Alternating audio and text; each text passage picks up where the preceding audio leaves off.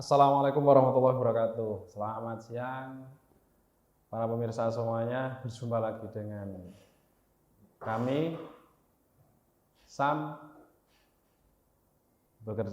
bekerja sama dalam acara Qalbun Salim bersama NTV, Rijal Ansor dan para dai muda Banyuwangi. Di siang hari ini sebelum ini membahas pembahasan materi ke depan, saya mendoakan pada para pemirsa semuanya yang sudah berumah tangga dan belum berumah tangga, semoga jenengan semua bisa melalui perjalanan percintaan kalian, asmara kalian, jenengan semua dengan penuh kegembiraan dan minim sekali nilai-nilai kebencian dalam asmara. Baik pemirsa semuanya, kali ini akan membahas tentang tema yaitu mengisi atau menjalani kehidupan rumah tangga. Bagi yang belum menikah, persiapannya apa, dan yang sudah menikah, ini cara mengisinya bagaimana supaya pernikahan dalam rumah tangga itu benar-benar bermakna, tidak hanya tawuran, tidak kebanyakan teori yang muluk-muluk sehingga tidak kuat pada teori itu sehingga jeblok pada akhirnya. Hidup ini sebenarnya mudah, manusia saja yang memperibet dirinya sendiri. Oke, kami datangkan materi yang sudah terkenal dan viral di mana-mana. Gus Inam. Assalamualaikum Gus. Waalaikumsalam. Alhamdulillah. Apa kabar? Sehat. Lihat dari auranya ini keluarganya bahagia terus ini. Alhamdulillah. Sakinah mawaddah warahmah. Bahasa apa ini Gus? Rumah tangga ya Gus ya? Oh. Monggo disapa dulu para pemirsanya. Selamat datang.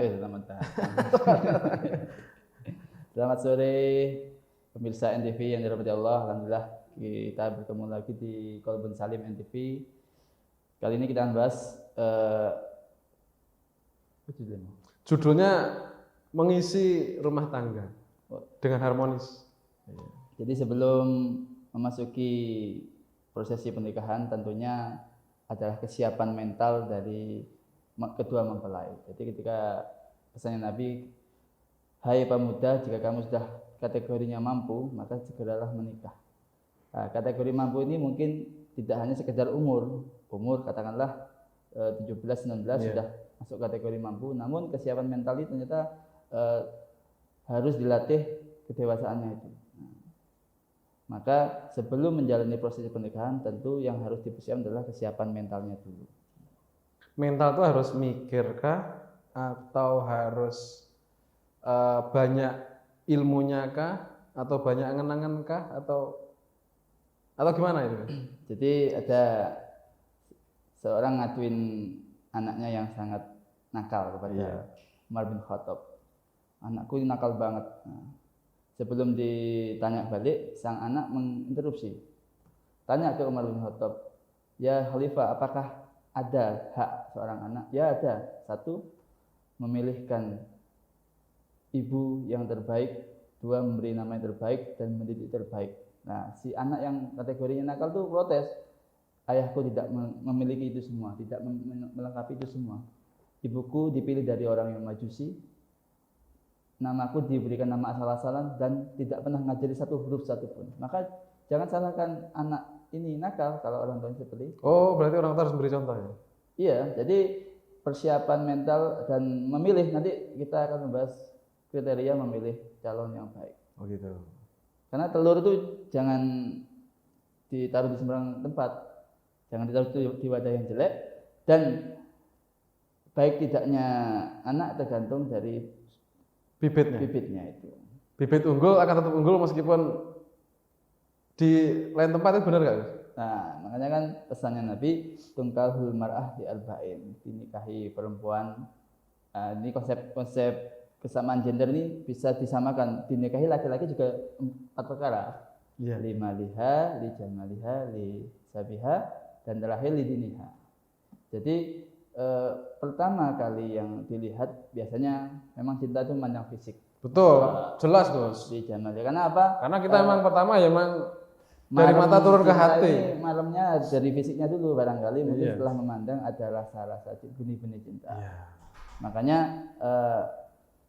konsep an-nadru ilal maktubah sebelum lamaran tuh dianjurkan untuk saling melihat Melihat dulu. agar tidak membeli kucing dalam karung. Nah, sehingga proses memandang sang calon mempelai ini dianjurkan. Ini memandang wajah saja atau full seluruh tubuh, Gus? Ya, yang penting garis besarnya saja lah. Oh gitu ya. Ada anjuran dalam kitab-kitab mungkin yang ya ciri-ciri bagaimana. Yang penting ada tim yang memata-matai Oh gitu. investigasi. Oh berarti sampai maksudnya nazar itu bukan hanya fisik ya, tapi kesehariannya. sosial media Oh, gitu. semua dilihat semua. Jadi kenapa harus jamaliha? Karena mungkin dengan indahnya akan menambah berbeda. Lalu ada konsep lima liha ini mungkin siapa yang dilahirkan dalam kaya nggak ada yang tahu. Bisa jadi orang tua mungkin dalam keadaan kurang. Yang dimaksud adalah konsep kemandirian, financial freedom atau financial management. Sang istri bisa mengelola keuangan sang suami nanti, atau sang istri tidak boros. Nah, itu juga jadi salah satu pertimbangan. Lalu lihasia minimal anaknya dari orang tua yang baik. Dipastikan bukan orang yang gila atau fasik atau gimana.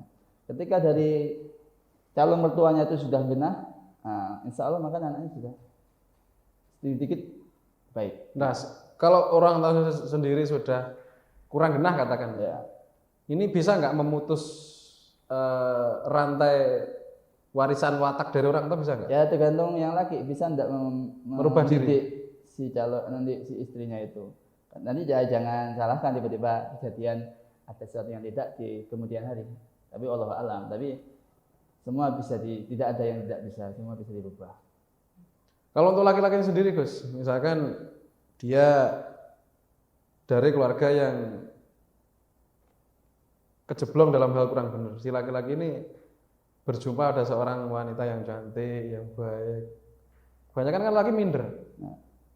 Oh, itu sekufu. Makanya nanti ketika di tengah perjalanan hendaklah kufu itu atau setara itu harus ditekankan juga, karena ketika kita melamar contoh yang pangkatnya tinggi, takutnya kita minder,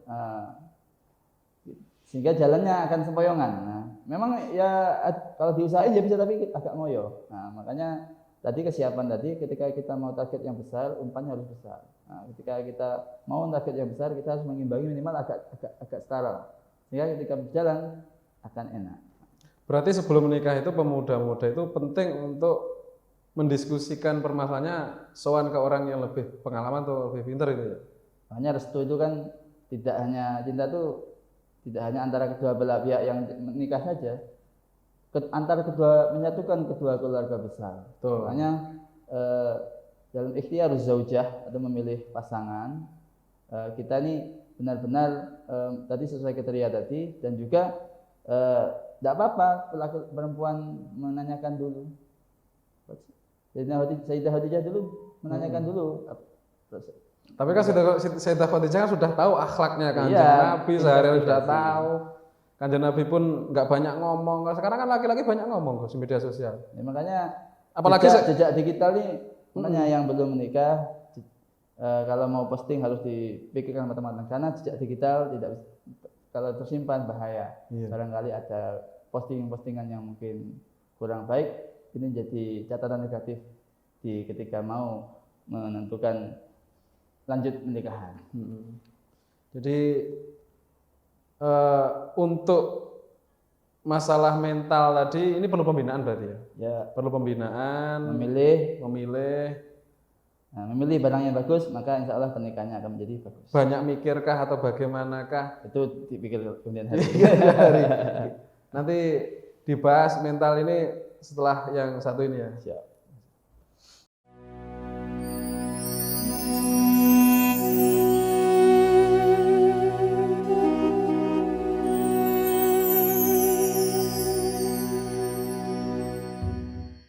Pemirsa, kita lanjutkan bahasan tadi tentang mengisi kehidupan dalam rumah tangga dan sebelum mengisi. Untuk sebelum mengisi yaitu tentang mental, dan sekarang ini tentang untuk memotivasi para jomblomer-jomblomer yang mencintai tapi enggan untuk menikah. Sekarang banyak gerakan-gerakan yang dimana lebih baik tidak menikah tapi masih menikmati. Sukanya yang enak-enak kok. Tapi yang jelas pasti saya berani menstatistikkan sesuatu yang diawali dengan enak-enak akhirnya tidak enak. Jelas, nggak ada enak seterusnya, nggak ada. Tebu itu semanis-manisnya di awal, kalau dihabiskan secara cepat pasti belakang tinggal ampas saja. Benar nggak Gus? Berarti lah sekarang supaya kita bisa menikmati katakan tebu dalam rumah dalam rumah tangga itu orang dulu itu kalau ada menikah dua dia pasti ada tebunya, manisnya tinggal sepahnya.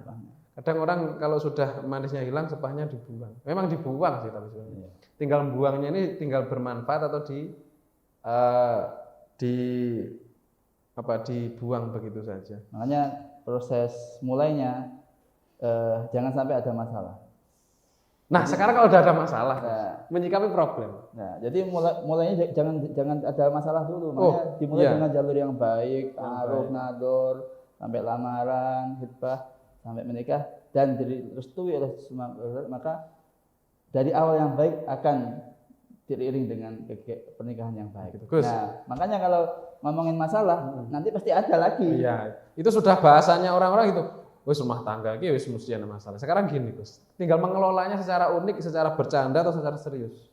Sebenarnya nikah itu perlu kita pakai lemahkah, sedang atau keraskah? Kalemkah, lebaykah atau memuji-mujikah atau selalu metentengkah? Ya, menikah itu aslinya asik kok. Ya gimana? Tinggal kita aja ya menyikapinya. Adakah contoh-contoh dari para ulama?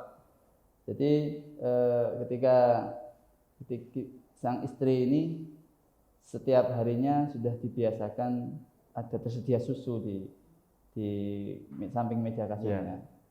Nah, makanya tadi kan kafaah penting ya.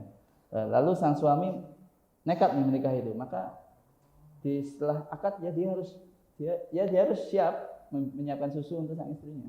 Nah, begitu ya. Di awal-awal itu ya. Iya, pokoknya segala risiko ya harus dilakukan. Makanya dunia itu tempatnya masalah. Yang penting kita ini bertakwa. Jangan memperbanyak. Wa may yattaqillah yaj'al lahu makhraja. Yang penting ada takwa ning Gusti Allah pasti dikasih solusi.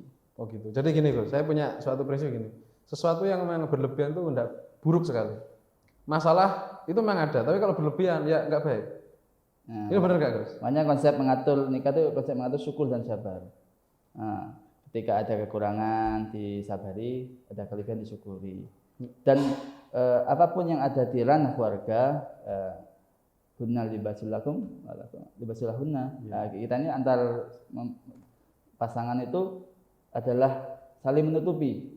Nah, apa yang ada di dalam rumah jangan sampai terdengar orang tua sampai tahu. Sekarang ada media sosial. Nah, itu makanya dikit-dikit curhat. Salah satu tanda istri yang tidak soleha adalah sering mengumbar aib-aib keluarganya sendiri. Aib itu kan keburukan Gus ya. Iya.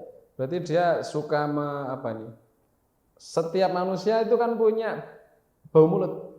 Berarti orang yang suka mengumbar itu sama dengan bau mulutnya dihadapkan pada orang. Ini berarti Gus. Iya. Hanya baunya kemana-mana ya.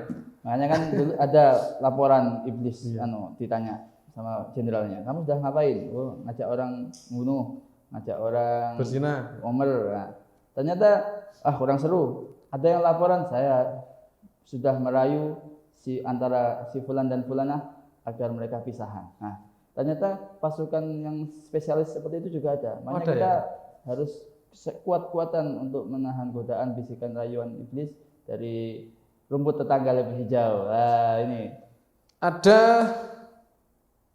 daunnya Kanjeng Nabi yang sering dikutip oleh Gus Bak yang terkenal itu kan ya. Jadi salah satu orang kalau sudah siap menikah berarti dia siap merasa tidak penting. Yaitu hidup rumah tangga ini bercanda, ya berguyonan, rileks. Ini cocok ya bisa pakai sistem itu, segmen itu boleh. Tapi ketika kita kobil tuh, kita kan menerima sang istri itu, maka harus siap menerima konsekuensi. Maka harus menomorsatukan yang kita bawa. Bayangkan anak sang istri kita itu dari kecil sampai dewasa, remaja, dinomorsatukan, dipentingkan oleh orang tuanya, dikasih nafkah, dikasih baju yang bagus. Lalu setelah ikut kita tentunya kita harus sama. Masa setelah diajak nikah kita Diajak gembel. Nah, makanya kita qabil itu ya harus siap mementingkan segala satu hal untuk sang istri kita. Makanya sekarang banyak orang pemuda-muda yang berpandangan itu daripada qabil itu berat, pilih jalan yang enggak berat, Bos. Nah, Mencuri-curi akhirnya.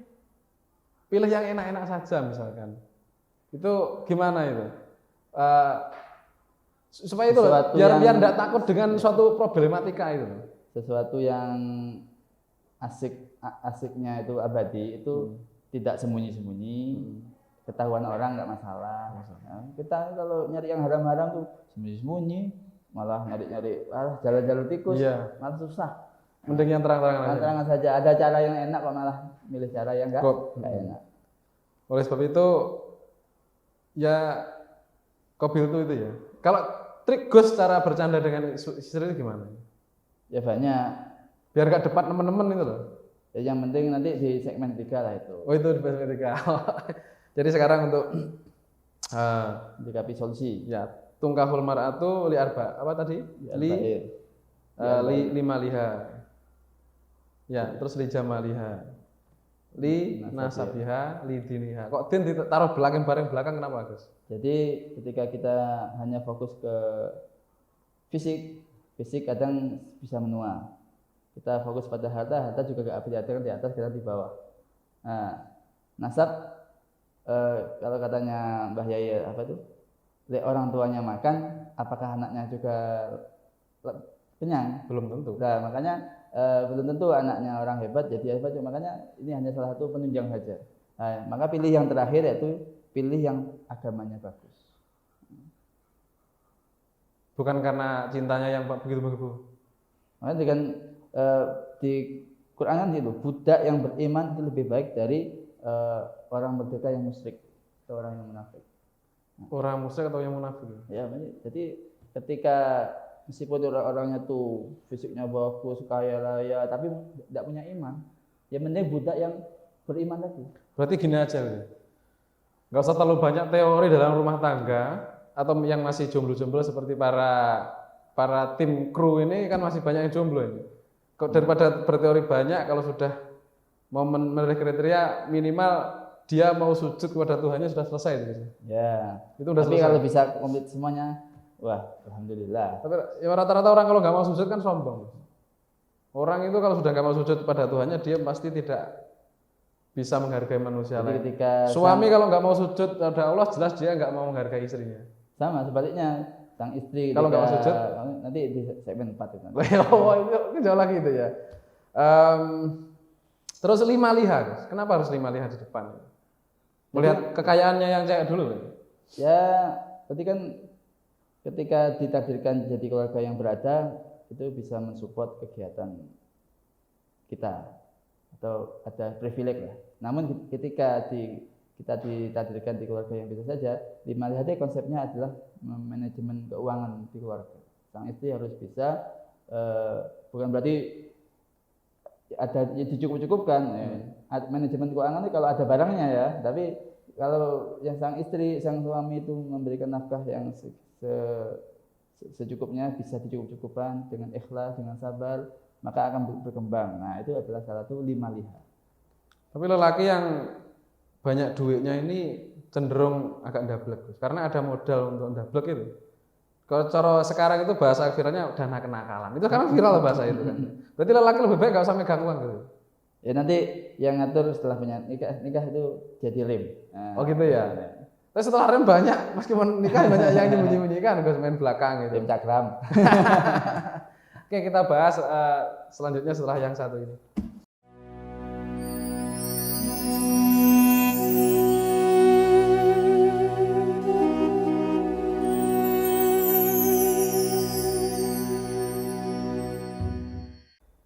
Pemirsa, melanjutkan pembahasan tentang mengisi perjalanan dalam rumah tangga. Pemirsa, sekarang membahas tentang menjadi lelaki yang romantis. Nggak harus ngibul sana ngibul sini, gedabul sana gedabul sini, ada nomor baru cewek di media sosial langsung di chatting minta nomornya gini. Setelah itu bosen ditinggal begitu saja, nggak ada keseriusan sama sekali. Kayaknya lebih tepat itu kita belajar pada orang yang berpengalaman. Boleh mencari sendiri, tapi kalau nggak kuat dan nggak punya ilmu yang mapan, kita lebih baik pasrahkan ini pada pilihan guru kita yang benar-benar soleh, atau pasrahkan pada orang tua. Insya Allah bahagia. Benar kan Gus itu Gus? Ya, benar. Nah ini gimana? Menjadi lelaki yang romantis Gus. Jadi pesannya Nabi, khairukum li ahlihi. Gimana ya? Sebaik-baik kamu itu yang care atau perhatian romantis sama istrinya. Nah, ini pesannya Nabi. Nah, makanya ketika jadi suami harus jadi yang baik. Nah, banyak cara jadi suami yang baik. Salah satunya yang pertama adalah jelas mendengarkan apa yang dikeluhkan, apa yang dimintai istri. Oh, kalau ada kunci pertama. Kalau ada istri curhat, didengarkan. Listen to your wife. Berarti untuk para kru ini kalau punya cewek lagi curhat, dengarkan aja. Dengarkan. Karena apa? Ini kunci awal. Oh gitu. Ketika kita menikah, mau mendengarkan apa yang disarankan istri, apa kesal atau saling minta saran atau bagaimana, maka insya Allah perjalanan bisnisnya atau tender akan lancar. Tapi kalau sembunyi-sembunyi, nggak ngomong ke istri, biasanya tender itu akan kalau proyek biasanya malah rugi. Tapi kalau diomongkan dengan baik-baik dengan istri, biasanya akan semakin melesat. Yang kedua, sering-sering senyum atau jadi mula'abah tadi. Yeah. Nah, bikin suasana rumah itu bercanda, asik, relax, senyum. Nah, makanya ketika di rumah itu senang, senyum, maka rumah tangga akan harmonis. Tapi kalau diem-dieman, Gus. Nah, lelaki punya masalah di luar, pulang diemen, lelaki tanya, ada apa toh, Mas? Nggak mau ngapa-ngapain malah habuan, terus itu ada masanya. Makanya yang ketiga, jangan marah. Ketika ada, namanya tadi kan dunia kan tempatnya masalah. Ketika ada masalah, hendaknya yang laki-laki yang ar-rijalu qawwamun 'alan nisa, laki-laki memang di setting lebih kuat tahan banting daripada perempuan. Makanya harus yang ngalah itu yang laki-laki. Walaupun gimana pun, walaupun banteng pun sebenarnya kuat ya. Kita harus ngalah. Karena panas dibalas dengan panas akan lebih parah. Iya. Harus didinginkan. Nah, makanya yang sering nampak, biar nggak marah, sering diajak keluar bersama. Oh gitu. Jadi ajaklah ke pantai. Ya selain wisata, ikut aktivitas kita sesekali. Gitu ya. Jangan rahasia kerjaan kita itu memang kadang di mata mereka nggak asik. Tapi kalau memang mereka daripada curiga, makanya salah satu kunci suami naruh HP di rumah kok ditaruh di meja, nggak ada khawatirnya, itu tanda tidak ada yang ditutupi. Antara itu nomor orang klien kantor lah, apalah. Nah itu salah satu kuncinya. Dan terakhir, sering-seringlah gombal. Penting itu gombal itu ya? Bahkan seusia 10 tahun pernikahan aja. Tapi sudah nikah itu ya gombal? Mas, kalau masih sama pacarnya kan enggak boleh? Masih saya enggak mampu. Oh gitu. Sering begitu. Oh gitu. Sang istri. Kalau atau sebaliknya? Kadang-kadang Dik kok cantik gitu. Enggak masalah gitu. Kalau pas dalam tahap pacaran boleh enggak kayak gitu? Deket aja enggak boleh. Tapi kayak ada tantangan gitu loh, kalau belum menikah itu kayaknya ada tantangan. Tapi setelah nikah ya biasa-biasa tanya aja sama kameramen di sini. Itu dulu sebelum nikah mungkin ya kencang banget rasa cintanya tuh, kalau ada lagu-lagu pop itu waduh sangat iya. Tapi setelah menikah ya kayak biasa aja. Nah itu. Sedangkan laki-laki kan suka tantangan. Nah itu makanya biar lebih menantang berarti 2 atau 3 itu benar Gus. Kekurangan yang ada itu pasti ada ya. Tapi kan sering banyakin sabarnya. Makanya 1% yang nggak ada di istri kita jangan cari di luar. Kita sudah punya 99% kok nggak disyukuri. Gitu. Oh gitu. Kadang kita itu kurang 1% juga kita nyari di luar. Ada 99% yang ada di istri kita, tapi kita nggak pernah peduli. Oh gitu. Lihat itu. Kalau berarti kalau punya istri syukurnya 99%. Iya, makanya Kalau biar tidak tolak-toleh, kita syukuri yang ada ini. Pasti kalau dihitung persentase lebih banyak kelebihannya daripada. Berarti kalau punya 4 istri ya syukurnya lebih banyak lagi. banyak anak, banyak rezeki. Enggak, syukurnya itu loh, Gus. Oh iya. Sananya yang astagfirullah. Iya. Wong punya masa-masa pacaran aja kalau punya 2 itu juga masalah. Sehingga banyak lagu-lagu kan isinya gitu tuh, Gus. Ya seperti ada yang lagu judulnya Demi Waktu, itu kan juga masalah dua kekasih, ada yang namanya simpanan, ada yang gini. Sehingga banyak muncul lagu-lagu yang itu kan karena buah dari sakit hati yang dibuat-buat sendiri sebenarnya. Ya, hubungan timbal balik lah. Itu ya. Ketika kita gituin pasangan kita, coba dipikir apakah kalau pasangan kita ngelakuin itu sih hal sama seperti kita sakit nggak? Kita kecewa nggak? Makanya biar nggak begitu jangan gitu. Ya tapi namanya sekarang itu banyak orang itu kurang puas dengan lalu pinginnya itu update. Sekarang kan zaman sesuatu gampang cepet update, cepet upgrade. Jadi gampang bosen loh katanya itu. Ya ini makanya pentingnya cermin. Cermin itu apa? Kita bercermin pada diri kita bayangin dia mau menerima kita, padahal ada miliaran cowok di luar sana. Oh iya, yang bahkan lebih baik dari dia loh. Lebih baik dari kita. Oh iya. Ada yang iya. Terus bandingin atau contoh mungkin yang dulu pernah ngelamaran juga, kita mesti kan ada barangkali pernah ada jelas orang, ada yang masuk. Jelas kita ada satu kekurangan yang dia punya. Nah, kita ngaca aja pasti banyak yang orang lebih baik dari kita. Kok kita mau main-main gitu. Oh, itu. Nah, makanya biasanya yang biasa nyari-cari pelakor mana yang biasa tuh. Makanya yang malah yang hot papa yang finansialnya bagus, fisiknya bagus, malah biasanya setia-setia. Gus, pelakornya sebenarnya ada tuh, Gus. Bagi saya kayaknya nggak ada. Ya. Kalau lelaki nggak akan menanggapi itu, nggak akan terjadi namanya pelakor. Sama-sama. Begitu juga. Gatel ulat ketemu ulat sama-sama gatel jadi. Lah iya, berarti kan laki-laki juga kan, Gus ya. Iya. Kalau lakinya dia diganggu, gak usah ganggu, aku wis mumet ngadepi bojoku, rasanya nambah-nambahin masalahan gitu. Kalau dia fokus sama bojo, sama-sama lelakinya menghadapi. Jadi, tapi untuk konsep perempuan mengejar laki-laki memang sudah bolak-baliknya zaman. Kalau dulu lelaki berani bertempur, adu fisik, adu pedang, adu keris pun untuk berbuatkan seorang perempuan. Kalau sekarang kan zamannya terbalik. Sekarang lelaki lebih banyak, jarang lelaki yang berantam berbuatan perempuan sekarang. Jarang, lebih santai-santai gini. Banyak perempuan yang justru malah jambak-jambakan, lelaki sudah balikannya. Tapi kalau lagi nggak pernah menghadapi kan sudah. Tapi yang viral di media sosial, saya yang paling kasihan ini, Gus. Saya paling terenyuh. Meskipun saya itu punya jiwa keras di hati saya. Saya kalau melihat seorang istri ditempelengin yang diviralkan di ADLT, itu sudah saya paling mau benci tapi laki-laki kok main tangan, main fisik itu nggak laki lah menurut saya. Sampai ditendang di pinggir anak-anaknya itu. Itu laki. Makanya harus kontrol, jangan malah kontrol emosi.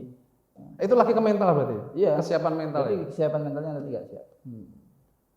Kita bahas setelah yang satu ini.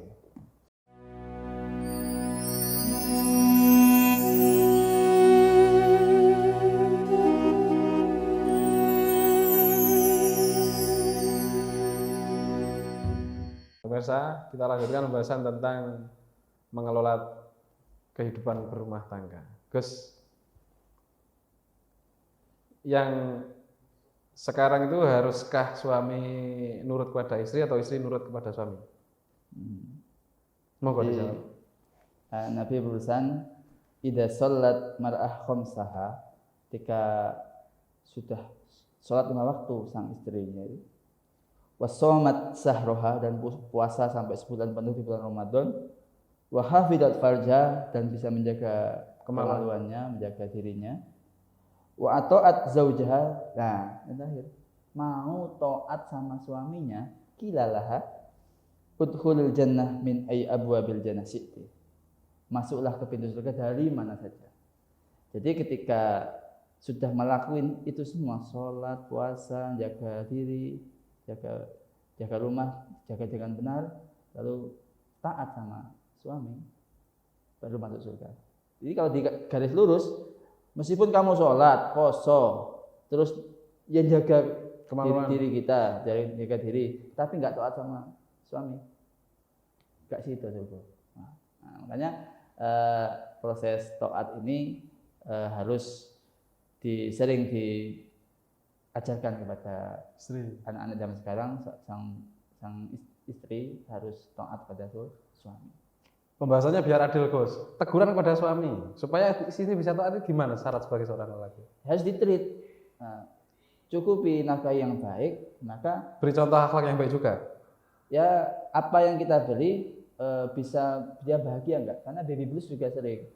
Kita lelaki kan juga Gus, perlu mendidik juga kan secara adab. Kita kadang didik banyak ngomong kalau lelaki itu. Untuk memberi contoh yang baik kadang lelaki jarang. Ya, makanya untuk melatih sang istri taat, kita juga harus naati juga. Kayak Mas, jam berapa pulang? Komitmen. Oh gitu. Kita pamit ngopi, ya. Pulang jam 10, ya harus jam 10. Kita pamit pengajian jam 11 ya jam 11. Jangan ketika ada molor izin. Oh izin. Nah, kita ini sering menangin dewe. Istri suruh taat. Mau keluar ke toko aja harus izin. Kita enggak pernah izin. Ini senang yang perempuan dibelain. Nah. Makanya ketika konsep taat ini contoh untuk hal remeh saja. Contoh, Dek, ayo Dek ikut beli gorengan. Nah, beli gorengan itu kayak kesannya remeh lah. Iya. Cuma gorengan tuh makanan yang biasa. Tapi karena keluarnya itu. Tapi terus kalau istrinya solehah, siap Mas.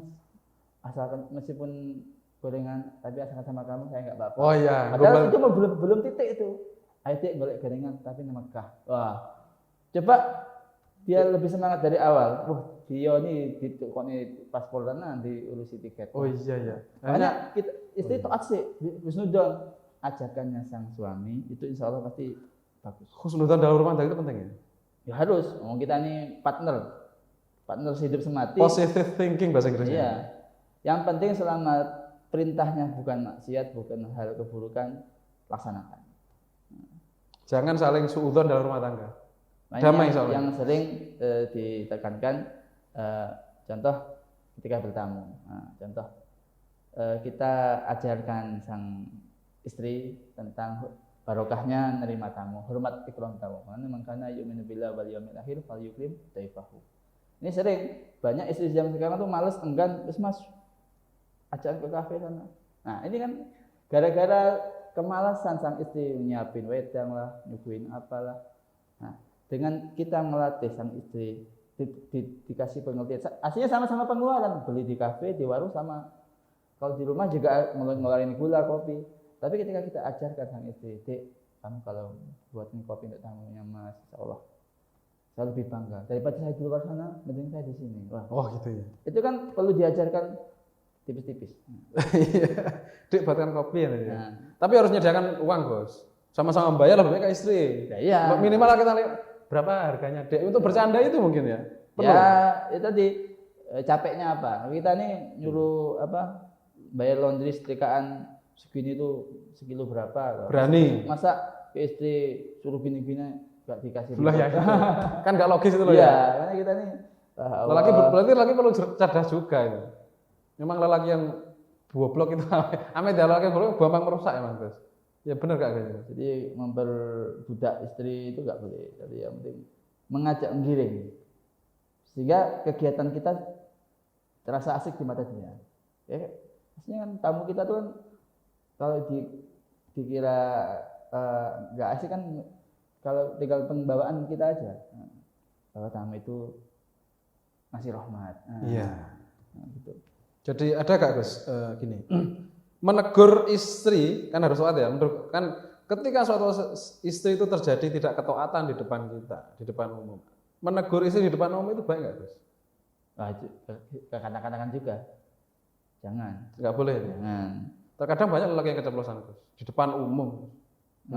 Menjatuhkan harga dirinya istrinya sendiri. Ngapain? Mending dibaik-baikan di rumah. Atau mungkin didiamkan dulu, nanti di rumah dibilangin halus-halus gitu ya? Iya.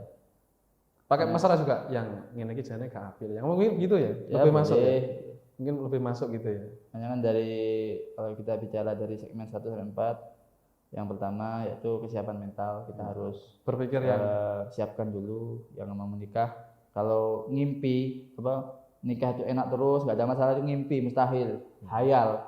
Makanya terus dibayangkan juga yang nggak enak-enak bahwa nanti akan ada marriage is scary, wah nikah itu kayak horor. Tapi kalau dianggap nikah itu enjoy, asik. Maka permasalahan itu dianggap enak. Nah, terus yang kedua, segala permasalahan tadi kita sikapi dengan solutif. Karena yang penting kita takwa dulu, pasti dikasih solusi oleh Allah. Nah, apapun masalahnya pasti ada jalan keluarnya. Yang ketiga, kita bahas tentang bagaimana jadi seorang suami yang romantis yang care, perhatian sama istri. Timbal baliknya ketika kita care sama istri akan taat sama suami. Sehingga dari runtun tadi, dari awalnya dimulai dengan yang baik, pemilihan ikhtiyaruz zaujahnya baik, lalu prosesnya mulai hitbah sampai akad nikah sampai walimahnya diadakan dengan baik.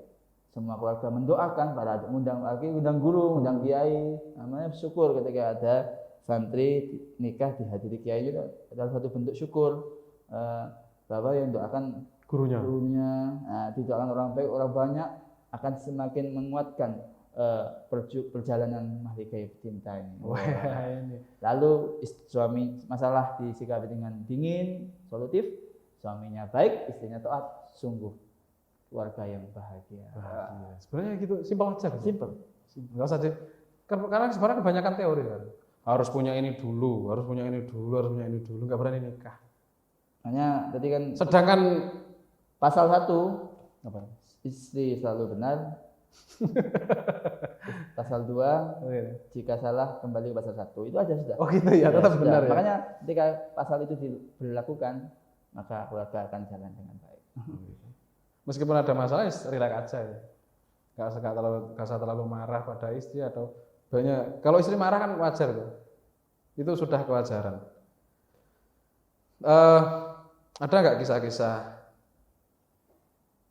Ini perlu kita mengisahkan orang-orang terdahulu salafus shalihin cara mesra dengan istrinya, Gus.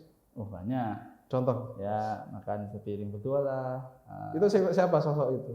Banyak. Terus suap-suapan. Nggak harus di pelaminan itu ya. Nggak usah. Itu kan settingannya kameramen. Oh iya ya. Ayo dulan-dulan, tapi setelah itu nggak pernah itu lakukan itu ya.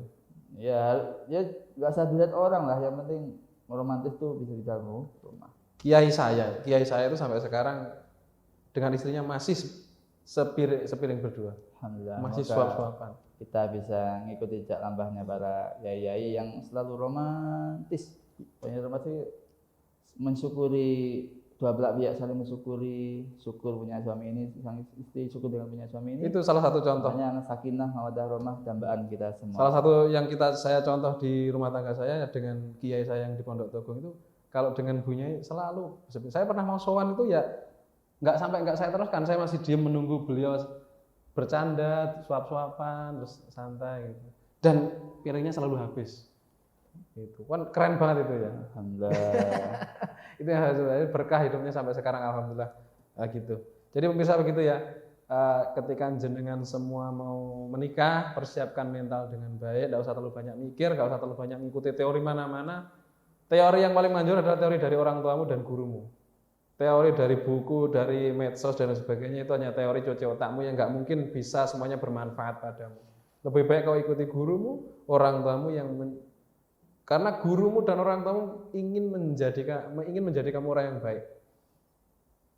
Sangat ngenes orang tua dan guru kalau melihat anak yang disayang ini tidak menjadi baik menjalani hidupnya. Oleh itu, sebab itu dalam urusan mencintai seseorang, menikah, ikuti petunjuk-petunjuk dari guru dan orang tua, ikuti ilmu yang perbanyak ilmu untuk yang laki-laki, yang perempuan juga begitu. Dalil untuk perempuan gunakan untuk perempuan, dalil untuk laki-laki gunakan. Jangan dibolak-balik supaya tidak terjadi tuntut-menuntut. Jalani dengan rileks. Tetap enjoy ada masalah dan tentunya intinya yang diharapkan semua adalah berakhirnya rumah tangga itu dengan husnul khotimah, tidak ada keburukan di akhirnya. Begitu ya Gus ya. Terima kasih Gus Inam atas pertemuannya di sore ini. Lanjut di lain waktu kalau kita bisa dijumpakan kembali. Terima kasih pemirsa, terima kasih NTV, Rijalul Ansor dan dai muda 100 dai muda termasuk Gus Inam. Cukup sekian, semoga Anda semua bisa menjalankan rumah tangga Anda dengan baik. Kurangi permasalahan, kurangi mikir yang tidak penting-penting, tetaplah bercanda dan bahagia dalam rumah tangga. Assalamualaikum warahmatullahi wabarakatuh. Assalamualaikum.